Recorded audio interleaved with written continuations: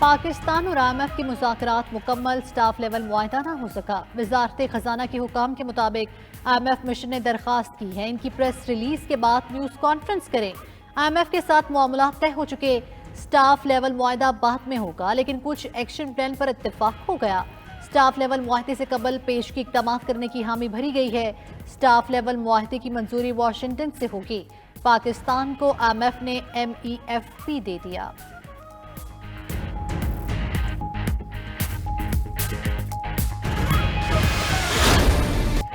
IMF کے ساتھ معاہدے سے مہنگائی کا طوفان آئے گا۔ چیئرمین PTI عمران خان کی صحافیوں سے ملاقات میں گفتگو، بولے حکومت الیکشن کرانے میں سنجیدہ نہیں، بر وقت انتخابات کے لیے عدلیہ سے امید ہے۔ آئین کی بالادستی کا راستہ صرف عدلیہ کے پاس ہے، اسٹیبلشمنٹ کا مطلب صرف آرمی چیف ہوتا ہے۔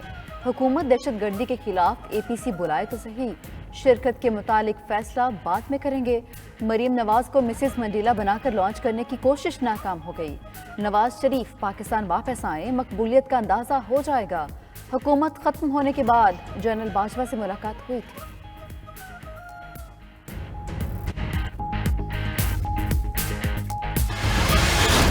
کہتے ہیں کہ کارکن پہلے گرفتار ہوں۔ بھئی کارکن کیوں گرفتار ہوں؟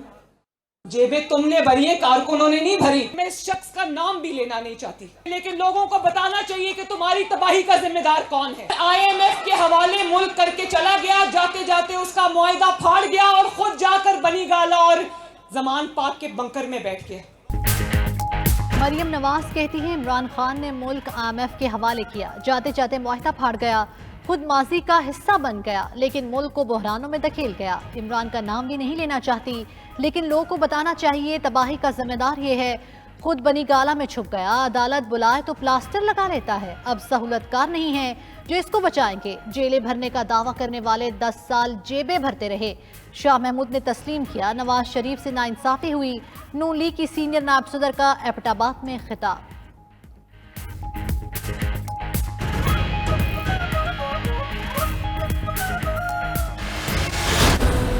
پیغام بھجوایا گیا تھا، آرمی چیف کو پیغام بھجوایا گیا تھا اور ان کو آفیسرز کے نام جو ہے جن کی انفارمیشن چیئرمین صاحب کے پاس تھی۔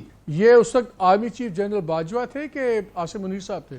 جنرل باجوہ۔ ہم نے کوئی عمل درآمد تو اس کے اوپر نہیں دیکھا، باقاعدہ ریکارڈ میں جس کا ریکارڈ ہو کہ ہاں جی یہ بات آئی ہے، انہوں نے یہ بتایا۔ وہی تو بنو کو خط لکھا جائے، کو خط لکھ کے بتائیں، ایسا کچھ نہیں، میرے خیال میں ایسا نہیں۔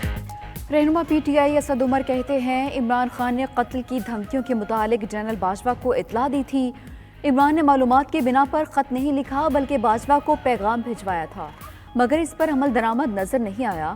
پروگرام بریکنگ ویوز ود مالک میں مزید بولے PTI ایک سیاسی طاقت اور جماعت ہے جس کے بغیر پاکستان کی جمہوریت اور سیاست نامکمل ہے، اسے اسی طریقے سے ڈیل کیا جائے، صرف APC کے لیے نہیں، ملک کو بحران سے نکالنے کے لیے تحریک انصاف اب بھی تیار ہے۔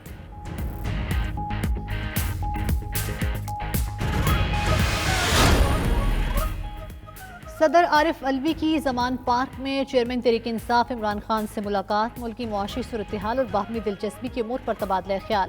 انتخابات کی مدت کے متعلق صدر کے الیکشن کمیشن کو خط کے مضمورات پر بات چیت۔ ملاقات میں اتفاق کیا گیا اسمبلی ٹوٹنے پر آئین الیکشن کے لیے 90 دن کی مہلت طے کرتا ہے۔ 90 دن کی مدت میں انتخابات کرانے میں ناکامی آئین سے انحراف ہے۔ ملک کو بحرانوں سے نکالنے کے لیے دستور کی منشا کو لاگو کیا جائے۔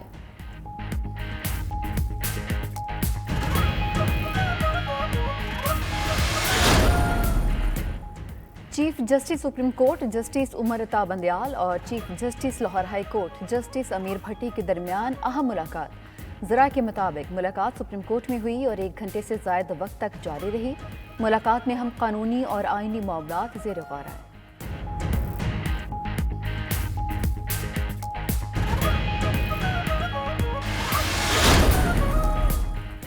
پنجاب اسمبلی کے انتخابی شیڈول کے لیے درخواست پر سماعت، لاہور ہائی کورٹ نے الیکشن کمیشن سے آج تفصیلی جواب طلب کر لیا۔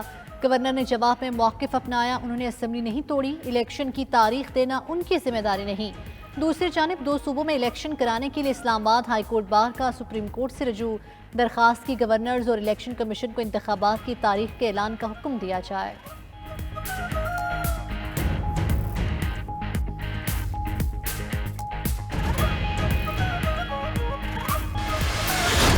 Chairman P T I Imran Khan کو طلب کرنے کا اندیا، سپریم کورٹ میں نیب ترامیم کے خلاف درخواستوں کی سماعت۔ ریمارکس میں کہا کیوں نہ عمران خان کو بلا کر پوچھیں اسمبلی میں نہیں جانا تو الیکشن کیوں لڑ رہے ہیں۔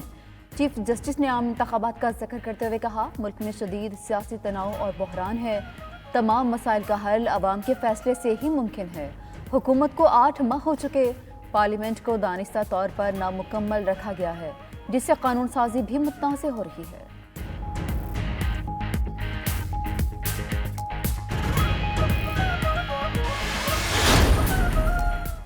سابق وزیر اعلیٰ پرویز الہی کہتے ہیں سیکرٹری پنجاب اسمبلی کا معاملہ مسنگ پرسن کا کیس بن چکا، سپریم کورٹ میں درخواست دیں گے۔ محمد خان بھٹی کی اہلیہ اور بچوں سے ملاقات کے بعد پرویز الہی مزید بولے حکمران انتقامی کارروائیوں میں لاقانونیت کے مرتکب ہو رہے ہیں، نگراں حکومت کو الیکشن کی فکر نہیں، انتقامی کارروائیوں پر توجہ ہے۔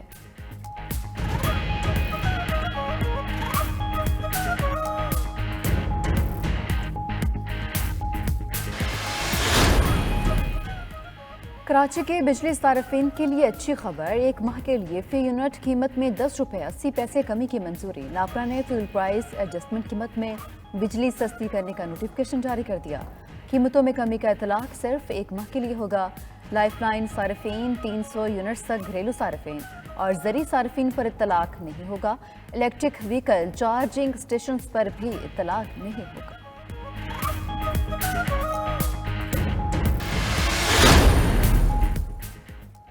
ملک میں زر مبادلہ کے ذخائر 8.53 ارب ڈالر رہ گئے، اسٹیٹ بینک کے پاس 3 ارب ڈالر سے بھی کم زر مبادلہ رہ گیا۔ اسٹیٹ بینک کے ذخائر 17 کروڑ ڈالر کی کمی سے 2.90 ارب ڈالر رہ گئے، کمرشل بینک کے پاس 5.6 ارب ڈالر کی سطح پر آ گئے۔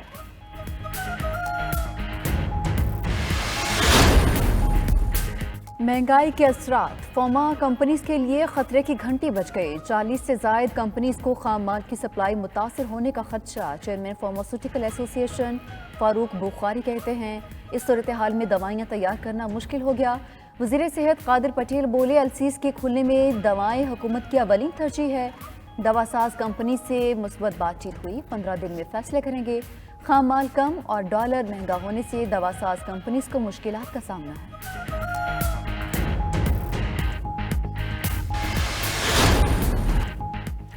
سوات کے بالائی علاقوں کالام اور مالم جبہ میں برفباری کا سلسلہ جاری، شدید برفباری کے باعث کالام بحرین روڈ پر ٹریفک کی روانی متاثر، پشمال اور لائی کوٹ کے درمیان سیاحوں کی کئی گاڑیاں پھنس گئیں۔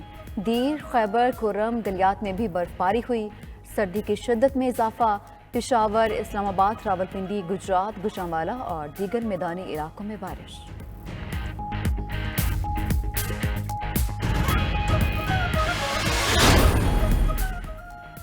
اور کراچی میں پھولوں کی 10 روزہ نمائش شروع، نمائش میں 17 سے زائد اقسام کے دیتا زیب پھول شامل۔